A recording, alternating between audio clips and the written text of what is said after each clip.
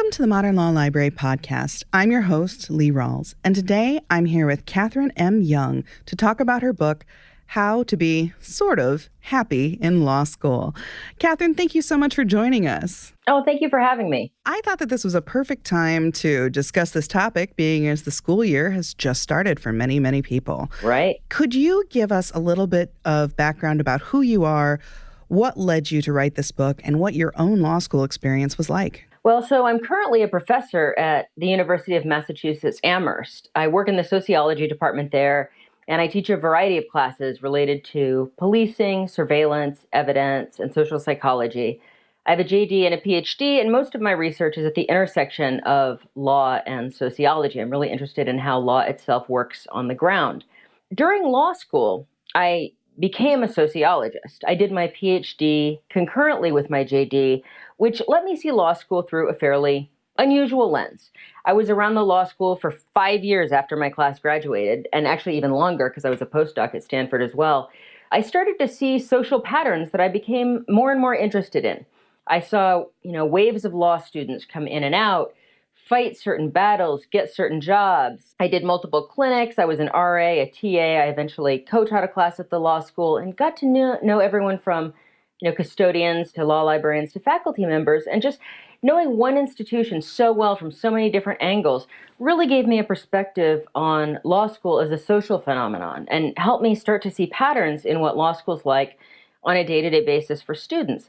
So as a researcher in training, while I was getting my JD PhD, I became more and more interested in these sociological aspects of the law school experience. So eventually, beginning during my postdoc, I set out to study it more systematically. So I ended up visiting 12 or 13 law schools, conducting interviews everywhere I went, interviewing lots of law students, and also designing a survey that was eventually answered by about 1,100 students from over 100 different U.S. law schools. And that data is really the core of the book. There are a lot of books out there that talk about how to make law review or how to get a firm job, but not much out there about how to figure out whether that's what you really want. So I wanted to write a book to kind of fill this gap, something that would be research-based and very sociological, but also accessible. The book I wish I could have read while I was in law school and that I wish I could have given to my friends. This really makes me think of, say, Jane Goodall doing primate studies, and, she's embedded and she's watching. But was that actually how you felt as a 1L, 2L, 3L, that you could step back and observe what was happening? Or what were your kind of emotional feelings as you were going through law school? It's funny that you ask that.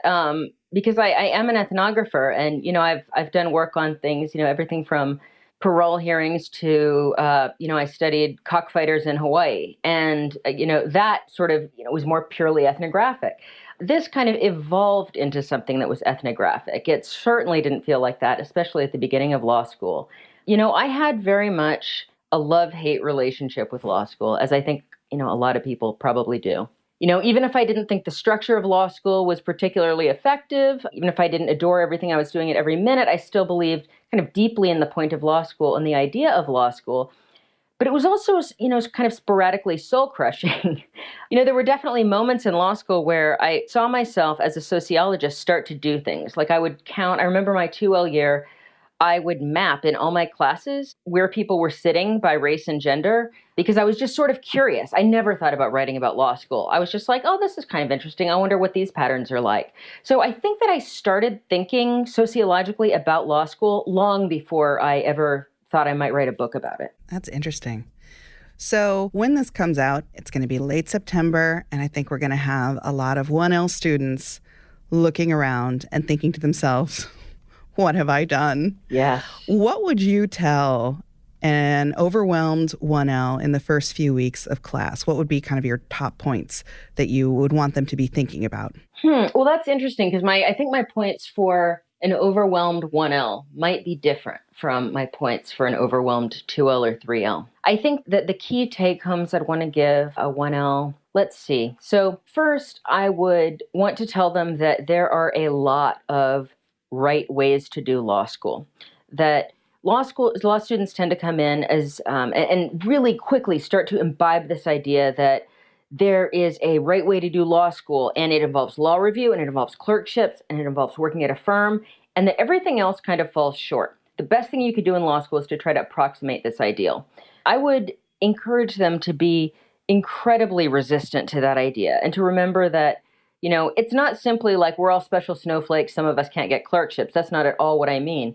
I mean that there really is no ideal way to do law school, and that your job in law school is to find your way to do law school, not to approximate what you think is the ideal.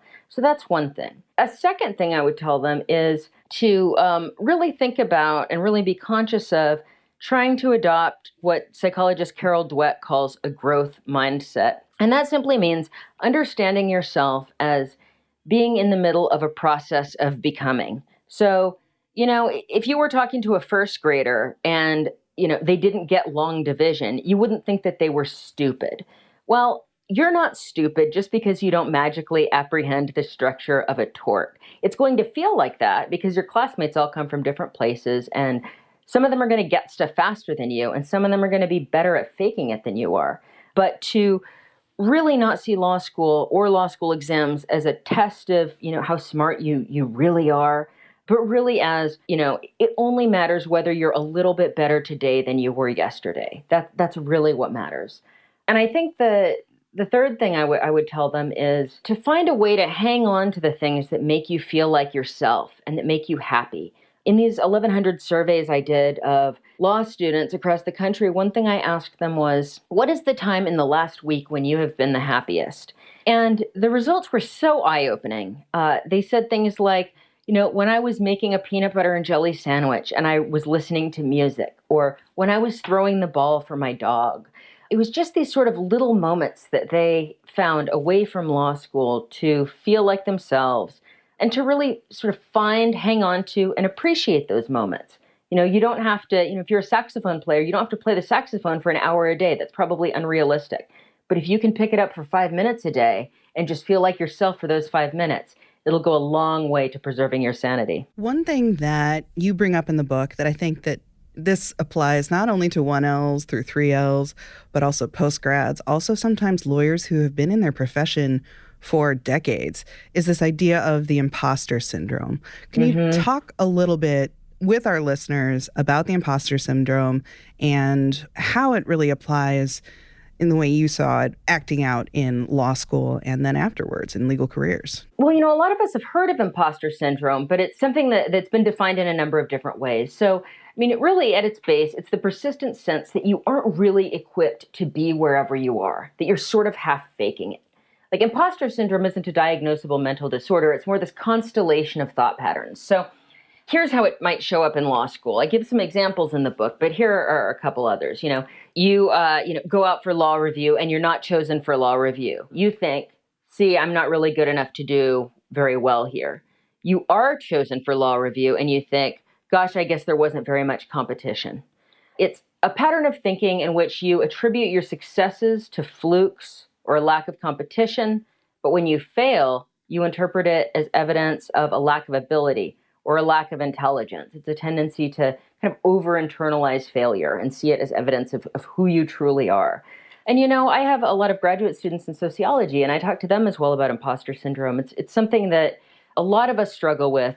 Disproportionately, women tend to struggle with it, research suggests, but really everyone does in one realm or another. And I think that it's something that, talking to attorneys who have been practicing for a few years, I really think that they start kind of letting go of that after, usually a few years of practice, because they've been doing something long enough that they kind of look around and say, oh, I guess I'm a prosecutor now. But there's no, magic moment of validation where they feel like they have, they finally stepped into the role that they're supposed to be in. I've talked to judges, I've talked to law professors, I've talked to lots of people who are just like, well, it's really crazy that someone's letting me do job X.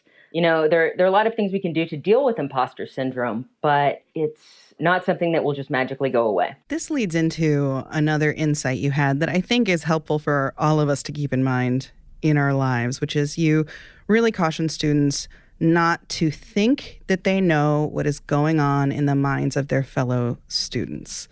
Could you expand on that and just talk about ways that we can sort of reset our thinking when we get into this spiral about, oh, I'm the only one who's really struggling. I'm the only one who is going through this, and also everyone else is thinking about me and judging me, and also I know for sure what this, say, conservative Catholic student must think about this case, and just making a lot of assumptions. Can you talk about ways to kind of break that mental cycle? Yeah, wow, that's a really big question. So feel free to ask follow-ups if I don't address all of it. It's a great question. One thing that I would say is to remember that you tend to know about other people's successes, but you tend not to know about other people's failures. I learned while I was writing the book that Justice Sotomayor actually got no offer at Paul Weiss when she was a law student. She was told not to come back after her summer there. And it appears not to have impeded her advancement as a lawyer. I think she's done okay. She's done well for herself. I mean, if Sonia Sotomayor can get no offer at Paul Weiss, I don't think any of us can get too upset about our little, quote unquote failures along the way. But just to say that you don't know about anyone else's failures, you also don't know about what they're going through personally. One thing that was fascinating to me in interviewing people and reading their responses was that almost everyone I talked to was secretly nursing some kind of, either they were going through depression, or they had just lost a parent, or, they had failed a class and didn't want anyone to know, or they were dealing with a disease. I mean, it was like everyone had some sort of hidden thing that they didn't want anyone else to find out about. And gosh, it just made me feel like if everyone could just out themselves about everything that they're going through at the same time, we would all feel a whole lot less alone. So, to remember that not only do you not know about anyone's failures, but you don't know about all the stuff that they're secretly going through. And that I guess to assume that your classmates are a little bit more complicated than you might think they are. I think that this would be a good segue into having you read a passage from your book, just to give people an idea of the style of writing you used, which I think is pretty approachable. And it's about your fellow students who you can really see as, jerks and competitors or friends. And it's on page 169 for anyone who already has a copy of the book. Would you mind reading the passage with your advice on joining student organizations? Sure. I talked to a few students who refused to join student organizations altogether, saying things like, if my peers are competitive jerks, why would I want to spend even more time with them? Well, I don't buy this. First of all, not all your peers are competitive jerks. Second, sitting in class with people only lets you see them through one lens, and I bet you're not seeing some of the quieter folks at all. Obnoxious people occupy a disproportionate share of psychic space. Joining student organizations will let you see peers in different lights, as managers, collaborators, and idea generators. You won't always like what you see, but some of the time you'll be pleasantly surprised to learn what your classmates are like in a different context. Second, make it a personal policy not to talk about your grades. Ever. I know this is tough because if you share a little information, then someone might reciprocate with a little information, and it is tempting to glean a precious tidbit about where you stand relative to someone else. But it's not worth it, especially when it comes to your friends and or your study group. I recommend a pact between friends and between study group members that grades are off limits. It's not simply that no one is obligated to share, but that everyone is explicitly prohibited. Removing the possibility of discussion about grades reduces tension and relegates grades to the role that they deserve in your interpersonal relationships. None. One alum said his best advice to current students was, quote, never discuss grades. I never did, still haven't, am still friends with several classmates, and they still don't know how I ranked. No one cares, and if they ask, walk away. I did that, and it was the best decision I could have made. That's the end of his quote. And I write, in addition to keeping mum about your own grades, never ask other people about theirs. It's unseemly. Third, several people suggested simply asking for help when you need it, whether it's in the form of a borrowed computer cord, a hornbook recommendation, or a pre-OCI interview practice. Law students love appearing as if they don't need help. But once you pierce the veil of self-sufficiency, it's often surprising how much they like helping others. As one student put it, quote, it's a common misconception that everyone in law school has a competitive nature leading to cutthroat behavior. While the environment is certainly competitive, it is also full of helping hands if you simply ask. And that's the end of that student's quote. I go on later in that chapter to talk about how you deal with that portion of law students who really are competitive jerks. And I have some strategies for that as well. Well, thank you for reading that portion of your book. And if anyone wants those tips, they can pick up How to Be Sort of Happy in Law School. I think that we should also address Chapter 5, which is when you ask the question, should you drop out? Which I think every single law student thinks at some point in their time at law school, should I drop out? And you start essentially by saying, you are allowed to leave. And then a really interesting and useful breakdown of the things to consider. What made you include this chapter and put it really pretty far towards the front of this book? Yeah, well, two reasons. One is when I interviewed law students and when I interviewed law school alums, about a third of them had seriously considered dropping out at some point. I was surprised it was that high. I had considered dropping out. Most of my friends had considered dropping out. I don't know if I ever seriously considered dropping out, but many, many people do. And I sort of thought it was more idiosyncratic. But then when I was talking to others, no, it turns out this is on everyone's mind. So that's one reason I included it. But another reason I included it is that it's so easy to start thinking, I think in other graduate school as well, but especially in law school, that you are on this treadmill. There's nothing you can do about it. Now you are stuck, you are in debt, and you've got to finish this. What I wanted to make clear to students was that you have to take agency for what you're doing. I mean, the decision to leave would be a choice, but if you choose to stay, that's also a choice. And I think that viewing your law school experience as a choice, something you are, going to continue, not something that was foisted upon you, can be really useful cognitively in framing your experience. And then what do you think were some of the most common threads that you saw, not when you were speaking to students, but when you were speaking to people, say 10 years out, alums, people who had been through law school? What would they have wanted to tell their younger selves? Well, that's a great question. So there was a pretty wide range of things that people would like to tell their pre-law school selves. And I tried to, really include a lot of those things in the book. But the thing that stuck out for me the most was the number of people who would tell their pre-law or early law school selves to go get therapy, to go get mental health help in some formal way. The rate of depression and anxiety is just astronomical in law school if we compare it to same-aged people who are not in law school. About 1 in 3 law students screen positive for anxiety. About 1 in 6 screen positive for clinical depression. And actually about the same number have already been formally diagnosed with clinical depression, but really no one talks about it.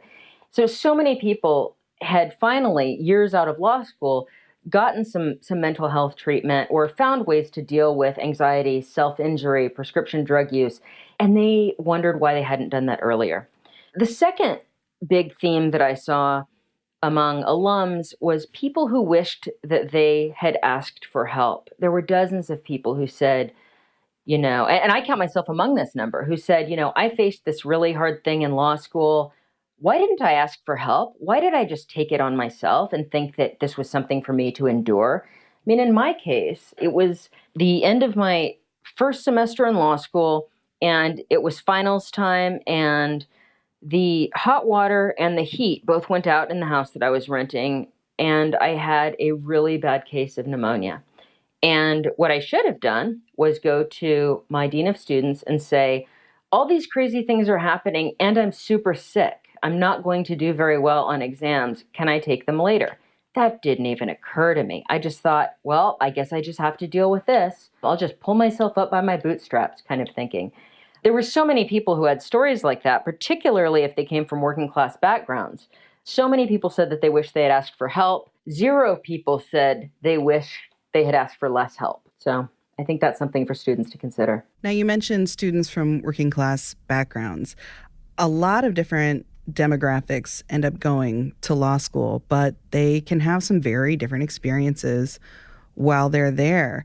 Can you talk a little bit about what it's like to feel like an outsider in law school when it can feel like there is maybe a template that you are supposed to fit? So one of the questions I asked the students I surveyed was just a very open-ended question about, in what ways are you different from other law students? In what ways are you similar to other law students? What aspects of your identity affect law school? Things like that. And so as we might imagine, they brought up a bunch of things. Race came up a lot. Gender came up so much more than I was expecting. Sexual orientation, class came up constantly. Political affiliation, all of these things tended to come up. So there are lots of reasons why students feel isolated. And I devote subsections of the book to kind of each of these really big themes and talk a little bit about how people can deal in really specific ways based on their identity. But just in terms of general advice for students who are kind of dealing with being the only, X, Y, or Z in their class or feeling really isolated, I think there are a number of things they can do. So one thing that students told me was that they actually found it really useful to connect with other people who were the only X, Y, or Z in their class. One of my favorite stories was from this woman who was the only Black woman in her law school class. And she was really conservative, very religious, from the South, became best friends with this gender nonconforming, liberal, white lesbian in her class because they both felt totally isolated. And they became best friends, and they learned so much about each other and about different ways of being isolated just because they had connected in that way. So connecting with other people who might feel isolated can be more powerful than people expected. Another thing that really helps students is to find mentors who share some aspect of their identity, either within law school or outside of law school. So there are lots of organizations, Black law student organizations, but also things like Black lawyer organizations, other racial organizations for practicing attorneys. There are all kinds of these things, some of which I give examples of in the book. And actually, I have an appendix where I give a lot of contact information for how people can find mentors. This is something people found really invaluable. But I think it's partly the fault of law schools, too. I mean, law schools very much perpetuate this myth that no one really knows what they're doing in law school. And maybe we all come from diverse backgrounds, but we're all starting at the same place. And I think that does students a disservice. Some people come in with a whole lot more cultural capital and a whole lot more social capital than others. So if you come in and law school doesn't fit you like a glove, you tend to feel like you're somehow deficient. And I think it's important that students know that they're really not. I can identify with that personally. I came to work for the ABA Journal, and I may not have been a lawyer, but both of my parents were. And certainly, when I was entering both undergrad and graduate school, I had a mother who had worked in university administration. I just knew how many of these institutions functioned. I may not have known necessarily who the precise person was to approach with a question, but I understood, okay, there will be a ladder of people. This is probably the likely name of the office that I would go to for this, and was clued into a lot of the different social structures. So my experience in law school probably would not be the same as someone who may be the first person in their family to have any sort of advanced degree. Yeah, absolutely. I think that's really true. I mean, personally, I had gone to Stanford for undergrad, and I identify as coming from a working class background, and I thought I totally understood the social class thing. I thought, oh, I know what it's like to be among, upper middle class peers. I've got it down. Law school was a whole different ballgame and a whole different level of privilege. And I wasn't the only one who had that experience. There were so many students who had that experience. And also just because law schools are a lot smaller, there were a number of students who maybe had been, members of an LGBT organization as an undergrad or some other organization as an undergrad, but then they came to law school and they were the, one of like 2 or 3 people. And it suddenly felt super isolating. And so they described their identities or different aspects of their identities becoming more important for them in law school than they ever had been before, simply because they had never felt this isolated before. Well, Kathryne, I want to thank you for joining us. But as a last question, can you please talk about the section of your book that I think will also be extremely helpful for students, which is designing your post-law school life? For people who are in law school right now, sometimes, I hear people just being so overwhelmed with what's happening in the moment. But I think that some of your tips are very helpful in thinking forward about what is the kind of person you want to be, what is the kind of work you want to do. So could you talk a little bit about tips for designing your post-law school life? Well, the big tip that I would give people is to not let risk aversion completely dictate what you do. So many students talked about, typically it was going into a firm job, but there were a lot of paths that people took because they thought it was safe, or they thought it was, it would quote unquote keep their options open. And I encourage students to think about precisely what options are you keeping open by taking a particular path. Rather than just kind of taking the safe path, take the interesting path. I interviewed a lot of alums for this book, and not a single one of them said, I was so glad that I played it safe early on. The people who were really happy were people who chose first jobs that sparked their interest somehow. Maybe they were a little weird, maybe they were a little random, but it was something in which they were, genuinely a little bit interested. Not necessarily full on fired up, but if you're interested in a job that you take, you're going to work harder, you're going to do better, you're going to distinguish yourself, and you're going to develop the kinds of connections that lead to interesting jobs in the legal profession. You're going to be able to succeed, and really not to make too much of your first job, not to feel like your first job is pigeonholing you. The After the JD study, which is a really big multi-phase study that's done of people after they graduate from law school, finds that people who are young lawyers not only change jobs, 2, 3, 4 times in their first 10 years out, but they completely change types of law that they practice. It was so much more common than I had expected for a student to go from doing water law to doing prosecution, or vice versa. And that was really echoed, from the alums that I talked to who just said, don't make too much of it. Choose something interesting, go for it, and keep your eyes open. Well, Kathryne, thank you so much for joining us for this episode of the Modern Law Library. No, thank you for having me. If people want to get a hold of how to be sort of happy in law school or to get in touch with you to talk more about your research, how can they do that? Well, I have a website for the book. It's sortofhappy.com. And I talk a little bit about the book on the website, and I also have a big appendix of resources for law students and practicing lawyers who are going through various issues. So I think it's worth checking out. And also, if you have questions about the book or about your law school experience, I get emails from people all the time. Feel free to contact me through the website. All right. And thank you to our listeners for joining us for this episode of the Modern Law Library. A lot of people are back at school after a summer vacation, and we too are back from our summer vacation of only doing one podcast episode a month. We're going to be back to our normal twice a month schedule in October. And stay tuned for some more fun announcements about the future of this podcast. And if you could, please take a moment to rate and review this podcast on Apple Podcasts or your favorite podcast listening service.